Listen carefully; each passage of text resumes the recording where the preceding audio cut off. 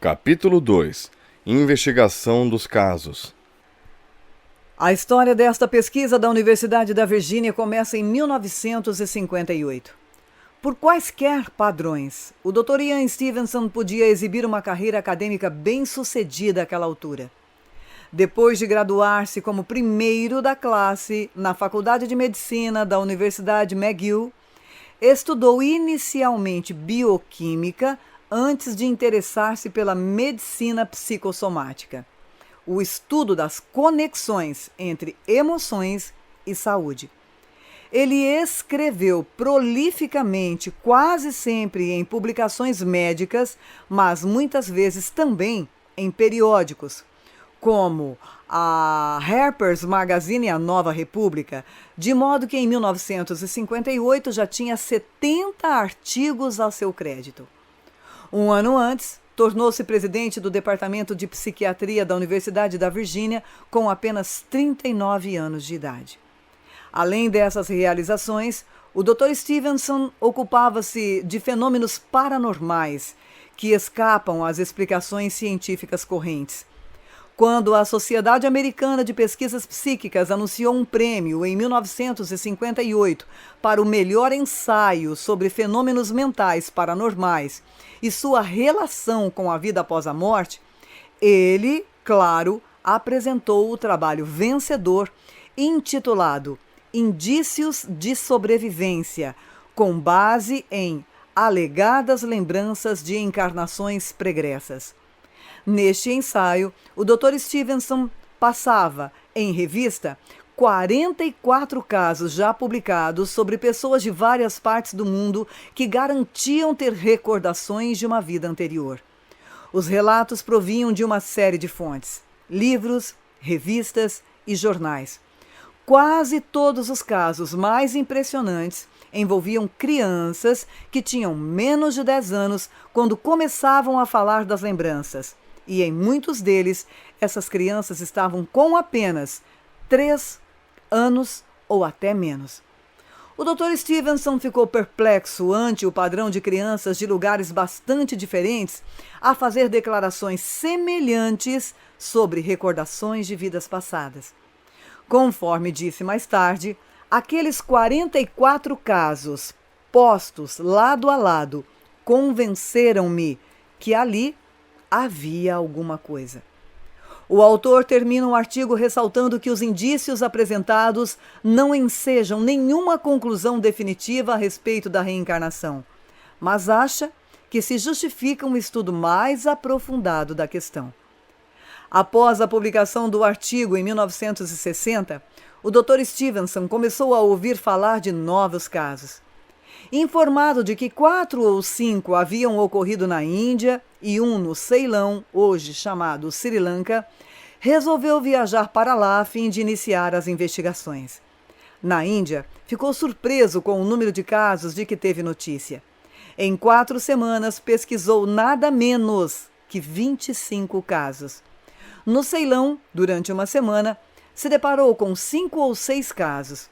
Concluiu que crianças relatavam lembranças de vidas passadas com muito mais frequência do que se presumia. Um dos leitores do ensaio do Dr. Ian Stevenson foi Chester Carlson, inventor do processo de fotorreprodução que constituiu a base da Xerox Corporation. A esposa dele, Doris Carlson, fez com que ele se interessasse pela parapsicologia. Depois de ler o ensaio, Carlson entrou em contato com o Dr. Stevenson para oferecer-lhe apoio financeiro. O Dr. Stevenson, a princípio, não aceitou a oferta, pois estava ocupado com outros trabalhos. Mas, à medida que foi coletando novos casos e ficando cada vez mais intrigado com o que descobria, ele acabou aceitando a oferta de Carlson. Em 1966, ele publicou o seu primeiro livro sobre o assunto, 20 casos sugestivos de reencarnação. O Dr. Stevenson trabalhou duro para verificar independentemente o que as 20 crianças haviam dito e até que ponto as suas declarações condiziam com a vida das pessoas que estariam evocando. O livro trazia relatos pormenorizados dos casos ocorridos na Índia, no Ceilão, no Brasil e no Líbano, incluindo listas das pessoas que o Dr. Stevenson havia entrevistado a respeito de cada episódio, além de extensas tabelas nas quais toda a declaração feita pelas crianças a respeito de sua vida passada aparecia ao lado do nome da pessoa que havia informado sobre o caso e da pessoa ou pessoas que verificaram se o que a criança havia dito correspondia de fato com a vida do morto. O Dr. Stevenson apresentava os casos num tom objetivo, imparcial, discutindo seus pontos fortes e fracos. Vários jornais, inclusive o prestigioso Jornal Americano de Psiquiatria, fizeram resenhas positivas do livro, com os críticos ressaltando a objetividade e o empenho do autor, elementos que têm garantido a sua aceitação ao longo dos anos. Com a ajuda dos assinantes, o Dr. Stevenson ia encontrando mais casos em diversos países. Fez viagens à Índia, Sri Lanka, Turquia, Líbano, Tailândia, Birmânia, Nigéria, Brasil e Alasca. Depois de publicar o seu livro, dos 20 casos sugestivos de reencarnação, ele começou a ouvir falar também de alguns casos em seu próprio país. Graças à subvenção de Carlson, o Dr. Stevenson pôde afastar-se da presidência do Departamento de Psiquiatria em 1967 para concentrar-se em tempo integral na sua pesquisa. O diretor da Faculdade de Medicina, que não aprovava o seu trabalho, ficou feliz com a decisão do Dr. Stevenson e concordou em organizar um pequeno departamento de pesquisas, hoje conhecido como Divisão de Estudos da Personalidade, onde as tarefas prosseguiriam. No ano seguinte, Charter Carlson faleceu subitamente de um ataque do coração. Uma vez que o novo departamento dependia da generosidade de Carlson, o Dr. Stevenson supôs que teria de voltar à pesquisa convencional. Abriu-se então o testamento de Charlson, que havia deixado $1 milhão para o trabalho do Dr. Stevenson na Universidade da Virgínia. A essa altura começou-se a discutir-se se a universidade deveria aceitar o dinheiro em vista da natureza incomum da pesquisa. As universidades não costumam desdenhar presentes de milhões de dólares, mas a situação obviamente deixava muitas pessoas bem pouco à vontade. A instituição resolveu, enfim, aceitar o dinheiro, já que havia sido dado para apoiar um trabalho acadêmico e os estudos prosseguiriam. O Dr. Stevenson escreveu mais livros a respeito dos casos, sempre bem recebidos, ao menos pelos interessados no assunto. Comentando um deles, Lester S. King, editor de crítica do JAMA, ou o Jornal da Associação Médica Americana, escreveu que, com respeito à reencarnação, Stevenson coletou cuidadosa e desapaixonadamente uma pormenorizada série de casos ocorridos na Índia, nos quais a evidência é difícil de explicar sob qualquer ponto de vista, e acrescentou: ele registrou uma quantidade de dados tão grande que não pode ser ignorada. Em 1977, o Jornal do Sistema Nervoso e Mental reservou boa parte de um número ao trabalho sobre reencarnação do Dr. Stevenson, que incluía um artigo do pesquisador comentado por outros especialistas. O Dr. Harold Life, figura das mais acatadas no campo da psiquiatria, escreveu um dos comentários. Descrevia o Dr. Stevenson como um investigador metódico, prudente, cauteloso mesmo e de personalidade teimosa. Dizia também, ou ele está cometendo um engano colossal, ou será conhecido como o Galileu do século XX. O Dr. Stevenson foi aos poucos convencendo outras pessoas a examinar os casos. Satwant Pasricha, psicóloga indiana, começou ajudando o Dr. Stevenson em suas pesquisas naquele país e continua, ela própria, a estudar o assunto.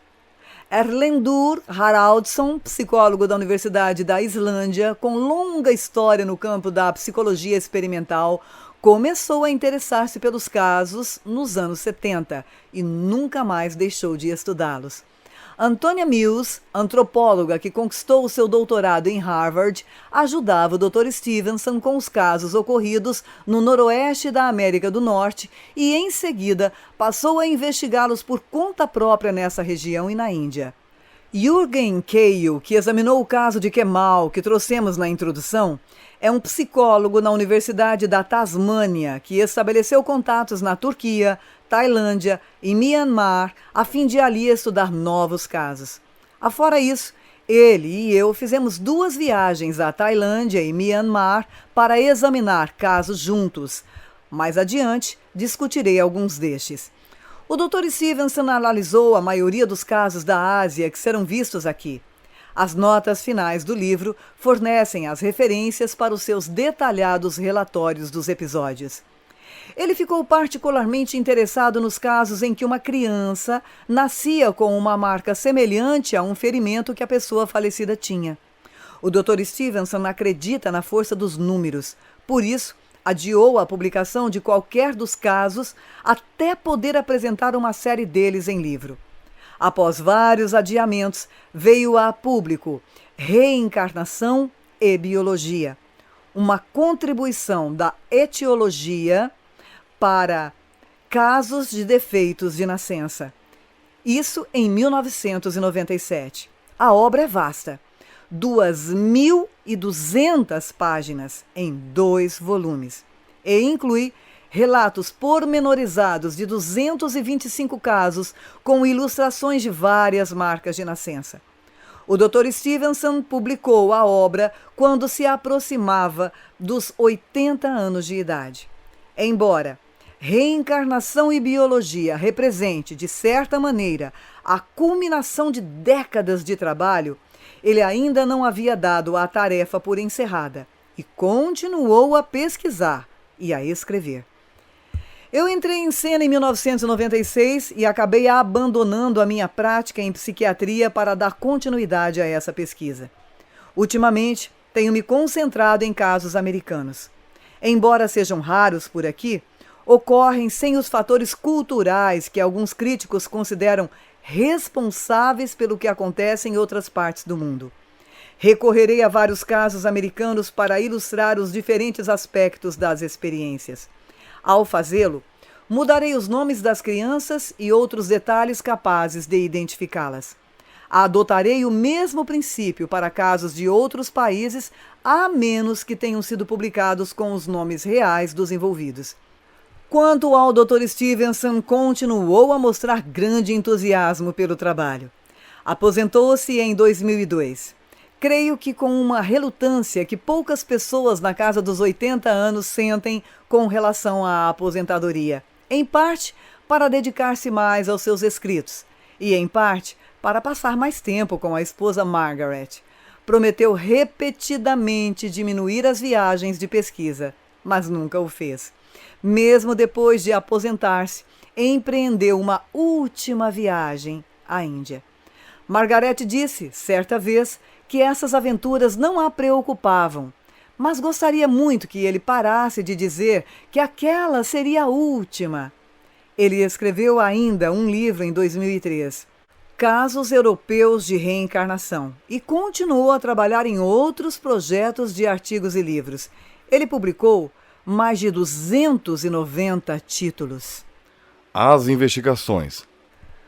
Antes de investigar casos, temos de descobri-los. E os descobrimos sempre que saímos em sua pista. Mas é mais fácil achá-los em áreas onde predomina a crença na reencarnação.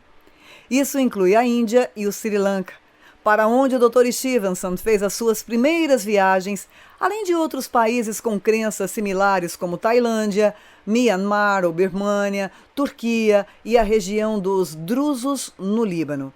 O padrão geográfico dos casos é determinado até certo ponto pelo fato de dispormos ou não, no local, de gente à sua procura. Tivemos sorte por contar em cada um desses lugares com bons assistentes em busca de casos. Eles costumam detectá-los por diversos meios, não raros, artigos de jornal, mas na maioria das vezes por meio de informações orais. Nós vamos aonde eles descobrem os casos, O que não significa, é claro, que não ocorram episódios em lugares onde não os estamos procurando. Temos muitos casos da Tailândia e praticamente nenhum do Vietnã, talvez por não dispormos de contatos neste último país. Na verdade, descobrimos casos em todos os continentes, menos na Antártida. Aliás, ninguém os procurou por lá. De certo modo, tentar encontrá-los aqui nos Estados Unidos é a mais difícil do que em outras partes do mundo. Na Tailândia, às vezes parece que não podemos parar para perguntar um endereço sem que ouçamos falar de outros casos. Já nos Estados Unidos não é possível simplesmente entrar numa loja e perguntar se alguém sabe de uma criança que anda falando de uma vida passada. Isso não quer dizer, porém, que não existam casos por aqui. Se dou corda, as pessoas frequentemente me procuram depois para mencionar um membro da família que a certa altura começou a falar em vidas passadas. Desde que montamos o nosso site em 1998, recebemos e-mails de dezenas de famílias americanas, citando crianças que alegavam recordar-se de outra vida. Procuramos adotar o mesmo método geral quando investigamos um caso. Quase sempre conduzimos as entrevistas com a ajuda de um intérprete, visto que poucas famílias estrangeiras onde ocorrem os casos falam inglês. Embora isso possa introduzir uma fonte de erro potencial no processo, os intérpretes nativos conseguem entender os informantes com facilidade. Frequentemente, esclarecemos quaisquer equívocos com o intérprete até ficarmos seguros de ter captado bem os dados fornecidos pelos informantes. Depois de trabalhar algum tempo conosco, os intérpretes aprendem o que queremos obter das entrevistas e empenham-se em fazer as perguntas necessárias para que tenhamos uma compreensão clara dos fatos acontecidos. Isso quer dizer, é claro, que às vezes as entrevistas se tornam longas, pois desejamos sempre ter certeza de entender perfeitamente o que aconteceu. Mas as famílias, em geral, são bastante pacientes conosco. Nunca as pagamos, já que isso levaria algumas a inventar coisas. Entretanto, mostram-se quase sempre bastante hospitaleiras durante as nossas visitas. Na maioria das vezes, deparávamos com um caso depois de ele ter sido resolvido. Isso significa que a criança havia fornecido detalhes suficientes sobre a vida passada para a família identificar e fazer contato com os parentes da personalidade anterior. Em alguns casos, o encontro havia ocorrido poucas semanas antes da nossa chegada. Há anos, em outros.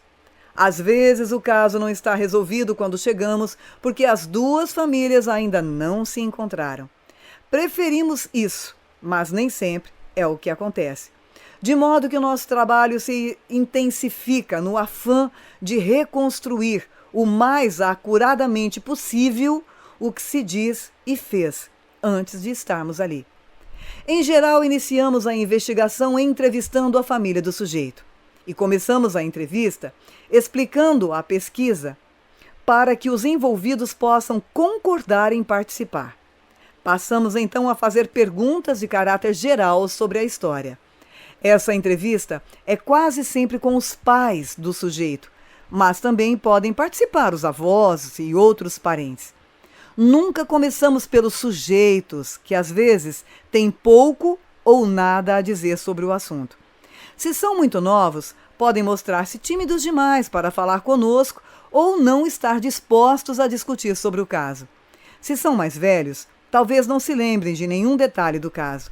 Tentamos, é claro, falar com eles, mas valorizamos mais o que os adultos possam revelar sobre as declarações ou comportamentos da criança quando tudo começou. Quando a família já conheceu os parentes da personalidade anterior, interessa-nos mais o que o sujeito dizia antes do encontro, pois o que disser depois pode estar contaminado, entre aspas, por informações recebidas da família já falecida. Se o caso envolve uma marca de nascença, então obviamente pedimos para vê-la na criança. Em seguida, nós a fotografamos e anotamos a sua localização, a aparência num desenho da figura humana, já que às vezes as fotografias levam a resultados pouco satisfatórios. Os pais costumam dizer que a marca se deslocava à medida que a criança crescia. Por isso, anotamos a sua descrição da localização da marca quando o bebê nasceu. Algumas crianças confidenciam as suas lembranças só aos pais, mas outras o fazem a estranhos também. Nesta última situação, tentamos entrevistar o maior número possível de testemunhas. O que jamais aceitamos é o testemunho de alguém que ouviu dizer. Se um aldeão afirma ter sabido que o sujeito fez determinada declaração, só aceitamos isso depois de conversar com alguém que realmente ouviu em primeira mão o que foi dito. Depois de extrair todas as informações possíveis das pessoas ligadas ao sujeito, passamos às ligadas à personalidade anterior. Conversamos com os membros dessa família para determinar até que ponto as declarações da criança condizem com a vida do morto. Também procuramos saber quais foram as suas impressões durante o primeiro encontro com a criança, visto que se supõe que a criança deva reconhecer, por ocasião do primeiro encontro, membros da família da personalidade anterior ou objetos que pertenceram ao morto. Queremos obter o testemunho de ambas as famílias a respeito. Ao publicar relatórios de casos em seus livros, o Dr. Stevenson incluía listas de todas as declarações que cada criança havia feito a respeito de sua vida pregressa. E a cada declaração seguia-se o nome do informante que a ouviu.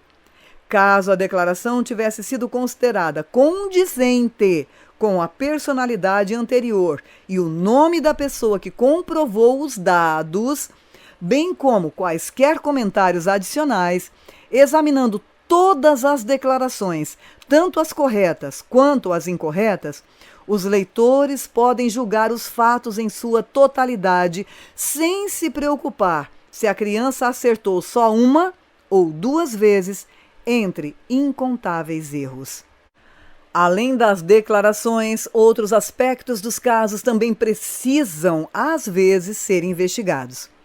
Quando a criança tem uma marca de nascença supostamente semelhante a um ferimento no corpo da pessoa falecida, tentamos determinar até que ponto isso é verdade. Na melhor das circunstâncias, existem relatórios de autópsia que registram os sinais no corpo da personalidade anterior. Se a marca lembra um ferimento não fatal da personalidade anterior, prontuários médicos podem também ajudar a estabelecer o grau de semelhança. No caso de morte violenta, arquivos da polícia às vezes substituem relatórios de autópsias inexistentes e mencionam estes ferimentos. Dado que, no caso de muitos desses aldeões, não existem documentos escritos de nenhum tipo para documentar os ferimentos, o testemunho ocular torna-se o melhor indício disponível. Membros da família frequentemente contemplam o cadáver da personalidade anterior ou ajudam a prepará-lo para os funerais. Muitas pessoas podem, então, notar marcas de ferimento e nós procuramos conversar com elas a fim de saber com a exatidão possível quais eram essas marcas e onde se localizavam. O Dr. Cale e eu publicamos um caso no qual a família do sujeito pensava que os defeitos de nascença nas mãos dele correspondiam às lesões que a personalidade anterior havia sofrido durante um acidente fatal de paraquedismo. Depois de constantes esforços, o Dr. Cale determinou, enfim, com certeza quase absoluta, que, na verdade, a personalidade anterior não apresentava nenhum ferimento nas mãos. Em muitos casos, os pesquisadores fazem novas entrevistas durante viagens subsequentes ao local. Isso se presta a diversos propósitos. Um deles, obviamente, é descobrir se houve desdobramentos no caso. Outro é constatar se os testemunhos permanecem inalterados. Por último, acompanhar a vida e o desenvolvimento subsequentes do sujeito. O Dr. Stevenson acompanhou alguns casos por décadas e viu as crianças se tornarem adultas. Depois que um caso é investigado, ele passa para o nosso arquivo na universidade, se atender a determinados critérios. Estes pressupõem muitos dos traços que discutimos e, de acordo com eles, um caso tende a apresentar pelo menos 2 dos elementos seguintes, e vamos apresentar 6. O primeiro deles, predição do renascimento, não restrita a eu vou nascer de novo, mas com alguns pormenores específicos, como a seleção dos próximos pais. Segundo, um sonho premonitório. Terceiro, marcas ou defeitos de nascença relacionados à vida passada. Não apenas uma mancha simples ou outro sinal pouco característico. Além disso, marca ou defeito devem ser observados imediatamente após o nascimento ou em poucas semanas. Quarto, declarações do sujeito, quando criança, sobre a vida pregressa. O registro dessas declarações não deve depender unicamente do sujeito. Pelo menos outra pessoa com mais idade, por exemplo, um dos pais ou um irmão mais velho, tem de assegurar que o sujeito falou sobre uma vida passada quando era criança. Quinto, reconhecimentos pelo sujeito de pessoas ou objetos ligados à personalidade anterior. E sexto, um comportamento incomum por parte do sujeito, a saber, comportamento alheio aos costumes da família e que aparentemente corresponda a atitudes similares exibidas pela suposta personalidade anterior ou que lhe possam ser atribuídas. Por exemplo, fobia na presença de armas de fogo, quando a personalidade anterior foi baleada. Não há critério que se aplique a todas as situações. Insisto sempre em averiguar se o caso apresenta declarações suficientemente enfáticas da criança para ser incluído, ainda que nenhum dos outros elementos esteja presente. Podem, é claro, surgir situações em que um caso se enquadre nos critérios sem que por isso o aproveitemos. De um modo geral, os critérios nos foram muito úteis e espero que explicitem as nossas exigências para incluir um caso em nosso arquivo. Os critérios mostram que pode haver uma enorme diversidade de alcance nos casos. Alguns fornecem sólidos indícios de que algo estranho aconteceu. Em outros, porém, esses indícios são frágeis. A força de um caso, às vezes, está nos olhos de quem o observa, mas nós achamos que um bom número deles enseja ao observador as melhores informações nas quais basear o seu julgamento.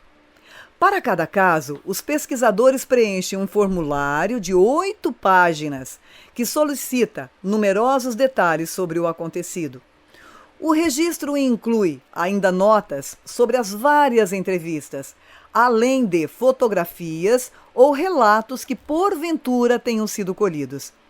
Depois de certo tempo, todas essas informações são codificadas para serem armazenadas num banco de dados do computador com 200 variáveis que recebem cada qual o seu valor. Estas vão desde o país de origem do sujeito até as reações iniciais dos pais frente às declarações do filho, passando pelo grau de relacionamento anterior entre as famílias do sujeito e da personalidade anterior, afora dezenas de outros detalhes de menor valor. Colocando essa informação no banco de dados, podemos vislumbrar aspectos gerais que não colheríamos da observação isolada dos casos. Por exemplo, quando eu disse que 18% dos casos envolvendo marcas de nascença na Índia apoiavam-se em prontuários médicos que confirmavam a semelhança, sabia o porquê temos, ao todo, 421 desses casos no computador e bastou-me examinar a frequência do item. É um trabalho demorado. Colocar todos os casos no banco de dados leva anos. Atualmente, já temos no computador 1.100 de 2.500 casos observados. Isso inclui todos os ocorridos na Índia, mas praticamente nenhum da Tailândia ou Mianmar, embora estes dois países pareçam ter combinado para produzir centenas deles. De tempos em tempos fornecerei cifras baseadas nos 1.100 casos, mas devemos nos lembrar de que eles não são necessariamente representativos dos 2.500 casos que coletamos. Quando codificarmos um número maior de casos, esperamos compreender melhor o fenômeno, o que não descarta episódios pesquisados há muito tempo.